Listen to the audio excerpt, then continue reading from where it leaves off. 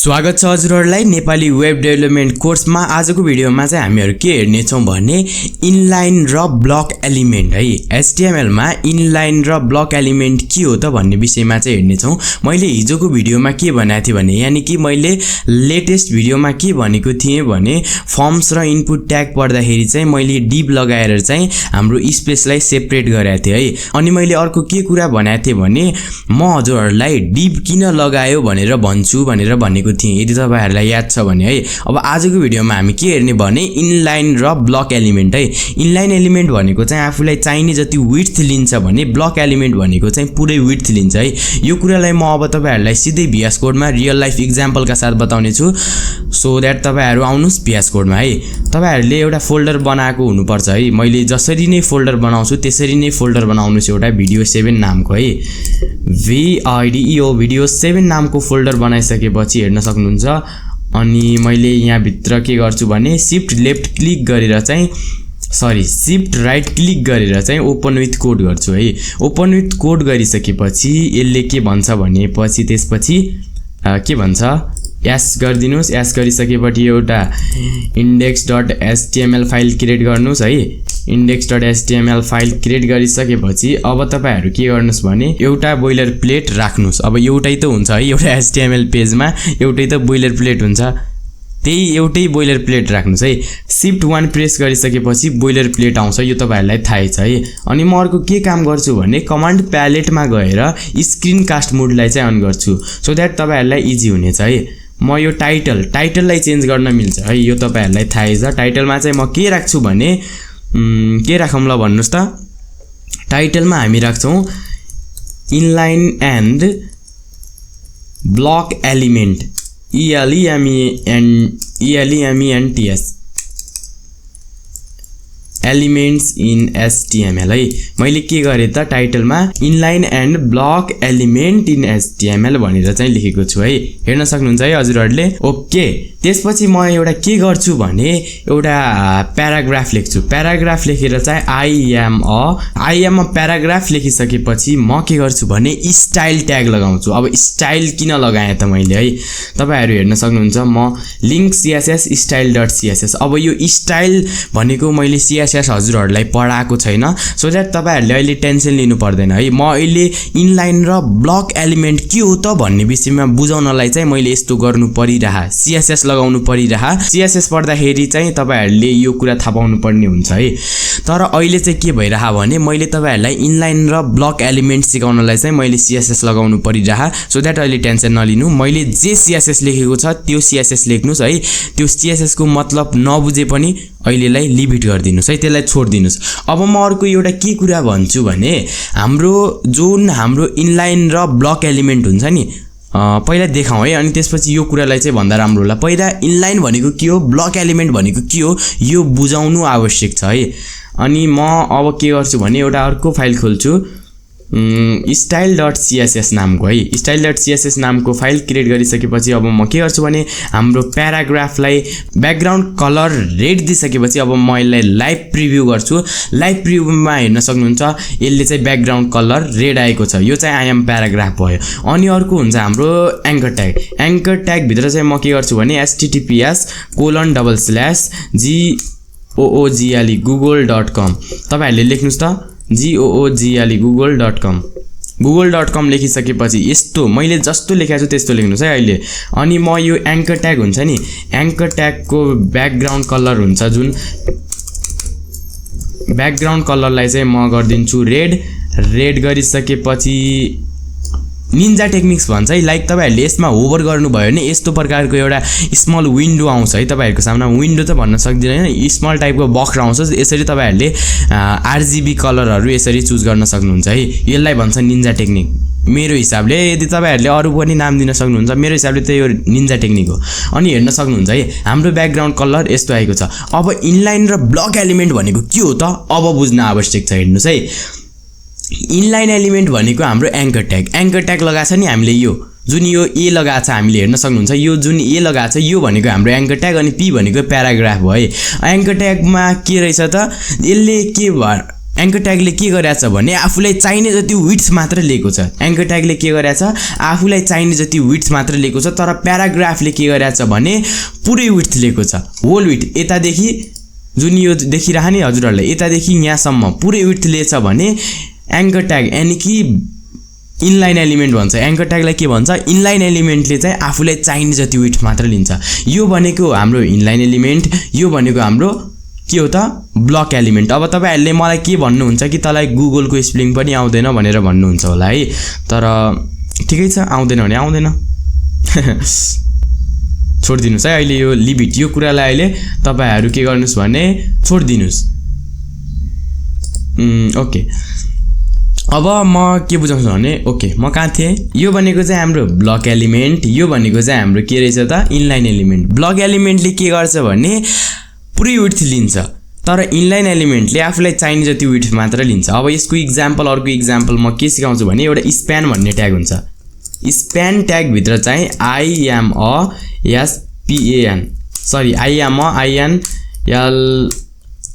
inline element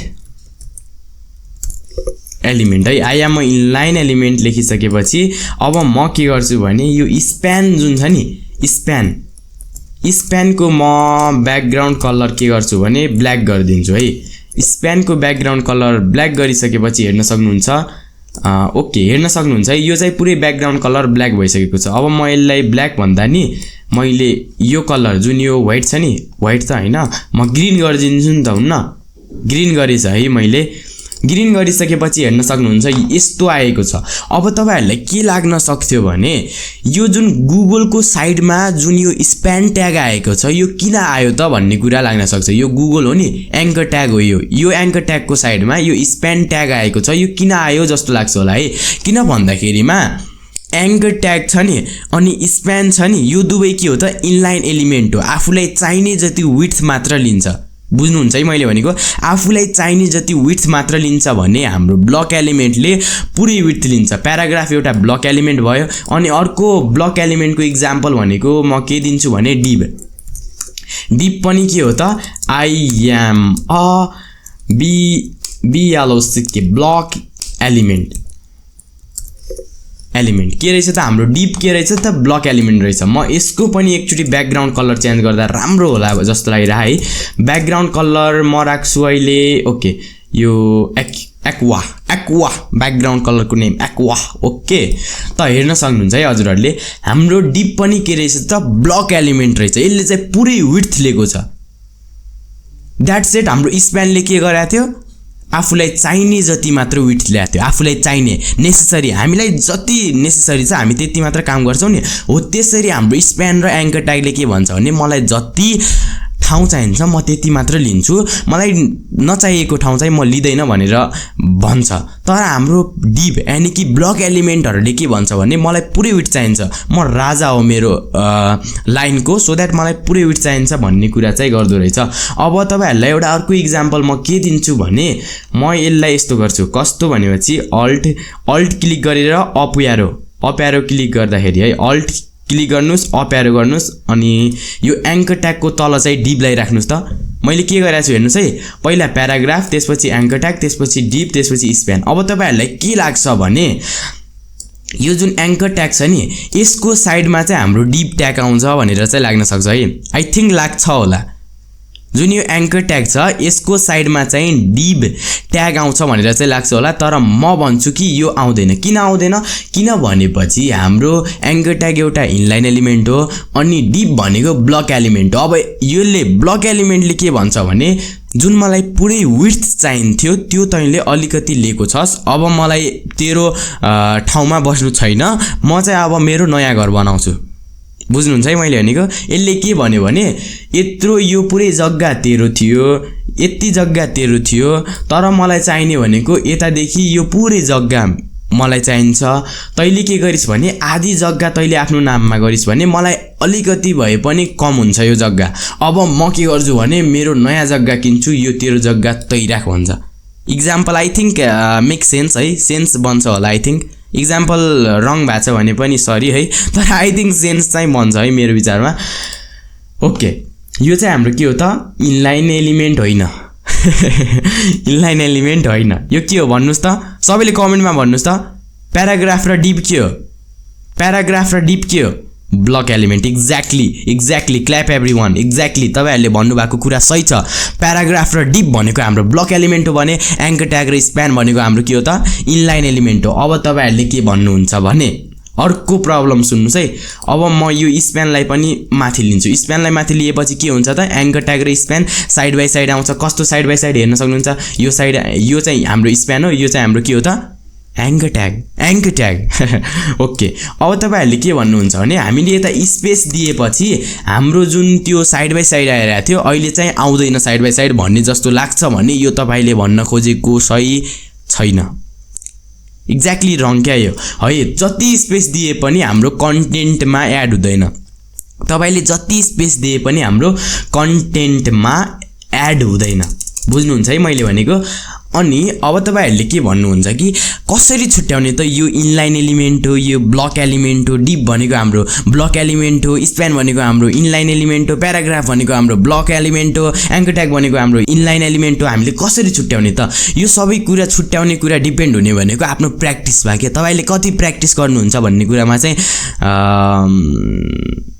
भर पर्छ क्या बुझ्नुहुन्छ है भन्ने मैले भनेको कुरा तपाईले कति प्र्याक्टिस गर्नुहुन्छ भन्ने कुरामा चाहिँ भर पर्ने कुरा भएको कारणले तपाईले अहिलेदेखि नै प्र्याक्टिस गर्न स्टार्ट गर्नुस् अब म अर्को कुरा के भन्छु भने तपाईहरुलाई अब थाहै छ कि हाम्रो इनलाइन एलिमेन्ट र ब्लक एलिमेन्ट बीच डिफरेन्ट ब्लक एलिमेन्ट भनेको आफुलाई चाहिने जति विड्थ नलिएर पुरै विड्थ लिन्छ बुझ्नुहुन्छ है ब्लक एलिमेन्ट भनेको पुरै विड्थ लिन्छ अनि इनलाइन एलिमेन्ट भनेको आफुलाई चाहिने जति मात्र विड्थ लिन्छ फेरि भन्नुस् है फेरि भन्नुस् म जे भन्छु त्यो तपाईहरु रिपिट गर्नुस् त यता हेर्नुस् है फोकस मसँग मेरो फेसमा फोकस गर्नुस् त तपाईहरु फेसमा फोकस गर्नुभयो यताउति हात पनि नचलाउनुस् है स्ट्रेट कन्सन्ट्रेट भएर बस्नुस् त अनि म जे भन्छु त्यो रिपिट गर्नुस् त ब्लक एलिमेन्ट भनेको पुरै विड्थ लिन्छ ब्लक एलिमेन्ट भनेको पुरै विड्थ लिन्छ भने इनलाइन एलिमेन्ट भनेको आफुलाई चाहिने जति विड्थ मात्र लिन्छ बुझ्नुहुन्छ है मैले भनेको ओके अब तपाईहरुले के भन्नुहुन्छ भने के भन्नुहुन्छ म भनम ओके यति मात्र हुन्छ त हाम्रो इनलाइन र ब्लक एलिमेन्ट के डिप र प्याराग्राफ मात्र हो त हाम्रो ब्लक एलिमेन्ट के स्प्यान र एंकर ट्याग मात्र हो त हाम्रो इनलाइन एलिमेन्ट हैन यो भन्दा अरु पनि छन् तर त्यो छन् भएको कुरालाई कसरी हेर्ने त अब आउनुस् अब तपाईहरुले गुगलमा जानुस् है गुगलमा गइसकेपछि तपाईहरुले के गर्नुहुन्छ भने कम्प्रिहेन्सिभ लिस्ट इनलाइन और ब्लक एलिमेन्ट इन्टर गर्नुस् त मैले के लेखेको छु म तपाईहरुलाई म्याग्निफायर अन गरेर देखाउँछु है एमएजीएनआई म्याग्नी आजा भाइ म्याग्नी ओके हेर्न सक्नुहुन्छ मैले के लेखेको छु भने कम्प्रिहेन्सिभ लिस्ट इनलाइन और ब्लक एलिमेन्ट लेखिसकेपछि हाम्रो W3 स्कुल्स को यो आइसकेको छ यसलाई चाहिँ मैले क्लिक गर्छु अनि क्लिक गरिसकेपछि म्याग्निफायरलाई चाहिँ अहिले हटाउँछु म्याग्निफायरलाई हटाएपछि यो नर्मल हुन्छ नर्मल भइसकेपछि अब तपाईहरुले हेर्न सक्नुहुन्छ हाम्रो ब्लक एलिमेन्ट भनेको के हो त ब्लक एलिमेन्ट भनेको चाहिँ हाम्रो एड्रेस हो आर्टिकल हो असाइड हो अनि ब्लक क्वाइट हो क्यानभास हो डीडी हो डिब हो DL DT field set fig caption figure footer form H1 H1 देखि H6 अनि header HR oh my God block एलिमेन्टहरु नोट गर्नुस् है तपाईहरु एउटा पेन र कपी लिएर प्लिज मेरो लागि भए पनि पेन र कपी लिएर बस्नुस् अनि यो कुराहरु नोट्नुस् ब्लक एलिमेन्ट भनेको यो हो इनलाइन एलिमेन्ट भनेको तल छ है इनलाइन एलिमेन्ट भनेको चाहिँ यो एंकर ट्याग आबार मलाई त प्रोनाउन्सै गर्न आउँदैन यार छ्या ओके यो चाहिँ इनलाइन एलिमेन्ट हो हेर्नुस् है यो इनलाइन एलिमेन्ट के रहेछ त यो इनलाइन एलिमेन्ट यो माथिको चाहिँ ब्लक एलिमेन्ट यदि तपाईहरुलाई चाहिन्छ भने लिंक म दिन्छु लिंक पनि दिनु पर्दैन यार अहिले टेक्नोलोजीको जमाना हजुरहरुलाई थाहै छ केही नजानेपछि जाऊ च्याटजीपीटी सँग बार्ड सँग जाऊ बार्ड भनेको के हो सबैले कमेन्टमा भन्नुस् है मलाई बार्ड भनेको के हो